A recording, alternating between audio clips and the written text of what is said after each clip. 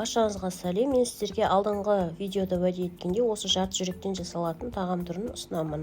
Алдымен жүректі кубиктеп турап аламыз және пиязымызды, сәбізімізді барлығын осылай алдын ала қуырып, сосын кішкене қызыл жасыл бұрыштар және де жусай сияқты қажетті көкөністерді салып, сосын үстіне жүректі қуырып шығамыз. Паприка, қызыл бұрыш, қара бұрыш, кристаллик, кебапқа арналған дәмдеуіш, я болмаса кез келген дәмдеуіштер бола береді. Дәміне қарай тұз, барлығын салып, жүректі әбден суға піскенге дейін бұқтыра отырып қуырып аламыз. Суы қатты тартылып кетпеуі керек.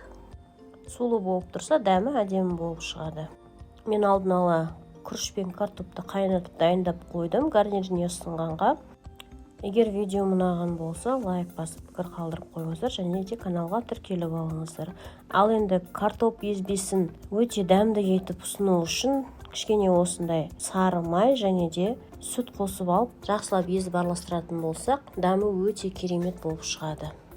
Осымен тағамымыз дайын, бірақ мен ұзағырақ қайнатып жіберіппін дағыны. Суының барлығы буланып ұшып кетіпті. Сол себептен тағамның бетіне кішкене моцарелла ірімшігін сеуіп қойдым. Сіздерге де ас болсын, келесі видеода көріскенше сау болыңыздар.